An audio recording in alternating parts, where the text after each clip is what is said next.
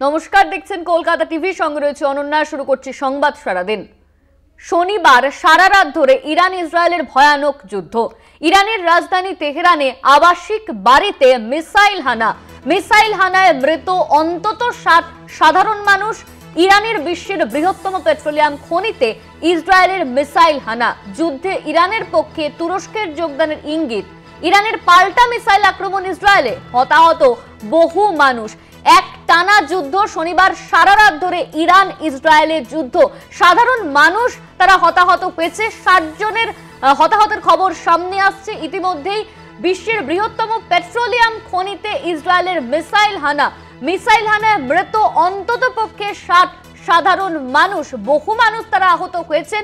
ইরানের পাল্টা মিসাইল আক্রমণ ইসরায়েলের। ভয়ানক যুদ্ধ চলে সারা রাত জুড়ে। শনিবার সারা রাত ধরে ইরান ইসরায়েলের ভয়ানক যুদ্ধ। ইরানের রাজধানী তেহরানে আবাসিক বাড়িতে মিসাইল হানায় মৃত্যু হয়েছে অন্তত 60 জন সাধারণ মানুষের।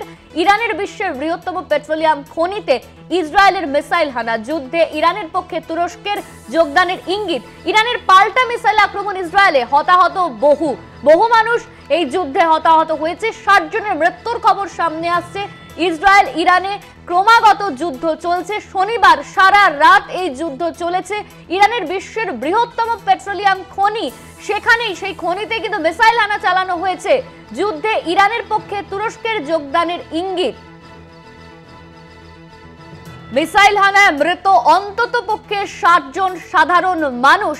এক টানা যুদ্ধ চলেছে শনিবার, ভয়ানক যুদ্ধ ইরান ইসরায়েলের। এই নিয়ে আমরা বিস্তারিত জানবো। আমাদের সঙ্গে ফোন লাইনে রয়েছেন আমাদের পলিটিক্যাল এডিটর আশিস চট্টোপাধ্যায়। আশিস দা, শনিবার সারা রাত ধরে ইরান ইসরায়েলের ভয়ানক যুদ্ধ চলে। মৃত্যু হয়েছে সাধারণ মানুষের, 60 জন মারা গেছে। দেখো, কালকে রবিবার রাতে যুদ্ধ একটু স্তিমিত হয়ে যাওয়া, কমে যাওয়ার বদলে সেটা আরো ভয়ঙ্কর চেহারা নিয়েছে। দুই দেশই পরস্পরের বিরুদ্ধে সব ধরনের অস্ত্র নিক্ষেপ করছে, প্রধানত মিসাইল, ড্রোন এবং বিমান হানা হচ্ছে। যেটা খবর পাওয়া যাচ্ছে, ইরানের রাজধানী তেহরানে একটার পর একটা আবাসিক এলাকায় ইসরায়েলের মিসাইল আছড়ে পড়ে। এটা প্রথম দিন থেকেই আমরা দেখেছি যে আবাসিক এলাকাকেও টার্গেট বানাচ্ছে ইসরায়েল।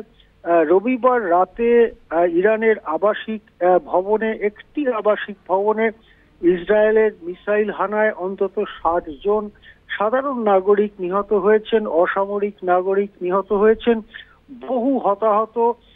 এটা স্পষ্টই বোঝা যাচ্ছে যে এই 60 সংখ্যাটা আরো অনেক বেড়ে যাবে। এছাড়াও ইরানের নানা জায়গায় আক্রমণ হয়েছে। তার মধ্যে অন্যতম হচ্ছে ইরানের বিশ্বের বৃহত্তম পেট্রোলিয়াম খনিতে ইসরায়েলের মিসাইল হানার পরে বিরাট আগুন দেখা যায়। কালো ধোঁয়ায় ছেয়ে যায় আকাশ এবং সেই আগুন দাউ দাউ করে জ্বলছে। সাধারণত পেট্রোলিয়াম উত্তোলনের জায়গায়, পেট্রোলিয়াম খনিতে আগুন লেগে গেলে সেই আগুন নেভানো অত্যন্ত শক্ত। বিশেষ করে যুদ্ধের পরিস্থিতিতে সেই আগুন নেভাবার জন্য কি ব্যবস্থা ইরান করতে পারবে সেটা নিয়ে সংশয়। সেক্ষেত্রে যে আশঙ্কা দেখা দিয়েছে তা হচ্ছে বিশ্বজুড়ে পেট্রোলিয়ামের যে সরবরাহের শৃঙ্খল, সেই শৃঙ্খল ভেঙে পড়তে পারে।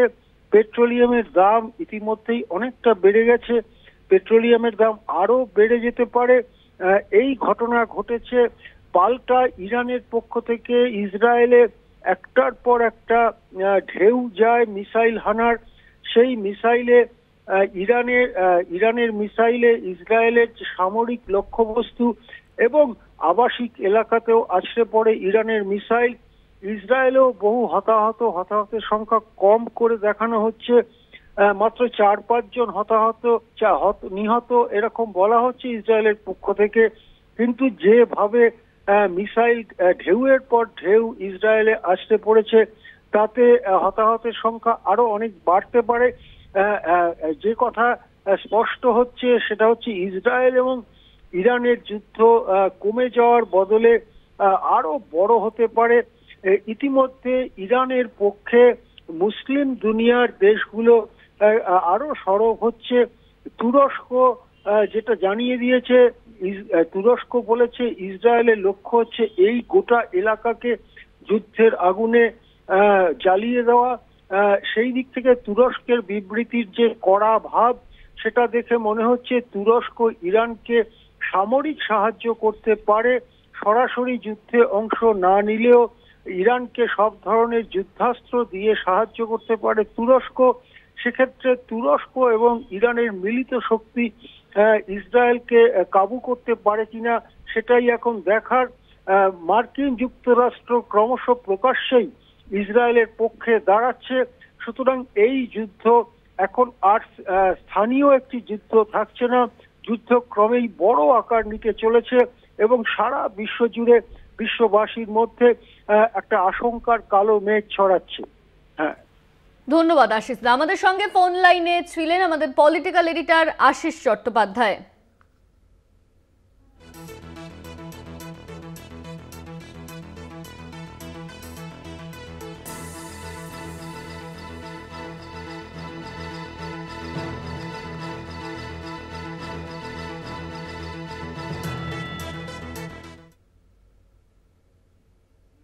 ইরান আমেরিকা আলোচনা বাতিল। ওমানের বিদেশ মন্ত্রী বদর অল বুসাইদি শনিবার একথা জানিয়েছেন। ইসরায়েলের আক্রমণের পর আমেরিকার সঙ্গে আলোচনা অর্থহীন। ইসরায়েলে আক্রমণের পর আমেরিকার সঙ্গে আলোচনা অর্থহীন, এমনই কিন্তু জানানো হচ্ছে। এই নিয়ে আমরা বিস্তারিত জানবো। আমাদের সঙ্গে ফোন লাইনে রয়েছেন আমাদের পলিটিক্যাল এডিটর আশিস চট্টোপাধ্যায়। আশিস দা, ইসরায়েলের আক্রমণের পর আমেরিকার সঙ্গে আলোচনা অর্থহীন এমনই কিন্তু বলা হচ্ছে। দেখো, গত কয়েক মাস ধরে আমেরিকার সঙ্গে কিছুটা আলোচনা হচ্ছিল ইরানের, যদিও সে আলোচনায় তেমন কোনো অগ্রগতি হয়নি। আমেরিকা বারবার বলছিল যে ইরান পারমাণবিক অস্ত্র বানাবার লক্ষ্যেই কাজ করে চলেছে। ইরানের পক্ষ থেকে বারবারই সে অভিযোগ অস্বীকার করা হয়েছে। এর পরে ইসরায়েলের হামলা যখন শুরু হয়, গত পরশু থেকে যখন ইসরায়েলের হামলা শুরু হয়, তারপরেই ইরানের পক্ষ থেকে জানিয়ে দেওয়া হয়েছিল যে ইসরায়েল হামলা করেছে আমেরিকার নির্দেশেই এবং আমেরিকার মদতেই। এই পরিস্থিতিতে আমেরিকার সঙ্গে আলোচনা চালিয়ে যাওয়া অর্থহীন। ট্রাম্প কিন্তু বলেছিলেন, আমেরিকার প্রেসিডেন্ট ট্রাম্প কিন্তু বলেছিলেন যে এখনই আলোচনা করে চুক্তি করুন, তা না হলে ভয়ঙ্কর পরিণতির দিকে যেতে হবে ইরানকে। কিন্তু ইরান সেই হুমকির কাছে নতি স্বীকার করেনি। ইরান স্পষ্টই বলেছে যে আমেরিকার মদতে ইসরায়েলের সরাসরি আক্রমণের পরে এবং একতরফা আক্রমণের পরে আমেরিকার সঙ্গে আলোচনার আর কোনো অর্থ থাকছে না। এই পরিস্থিতিতে আলোচনার যে মধ্যস্থতাকারী দেশ, সেই মধ্যস্থতাকারী দেশ ওমানের বিদেশমন্ত্রী জানিয়ে দিয়েছেন যে চলতি সপ্তাহে যে আলোচনা শুরু হওয়ার কথা ছিল আমেরিকা ইরান আলোচনা, সেই আলোচনা বাতিল করা হয়েছে। ওমানের বিদেশমন্ত্রী বদর অল বুসাইদি শনিবার একথা জানিয়ে দিয়েছেন। ফলে আলোচনার যে জায়গাটা ছিল সেই জায়গাটাও বন্ধ হয়ে গেল।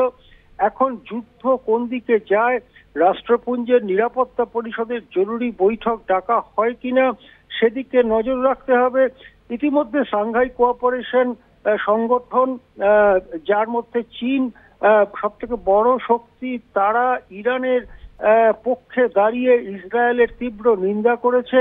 আবার অন্যদিকে মার্কিন যুক্তরাষ্ট্র ইসরায়েলের পক্ষে সরাসরি যুদ্ধে নামার হুমকি দিচ্ছে।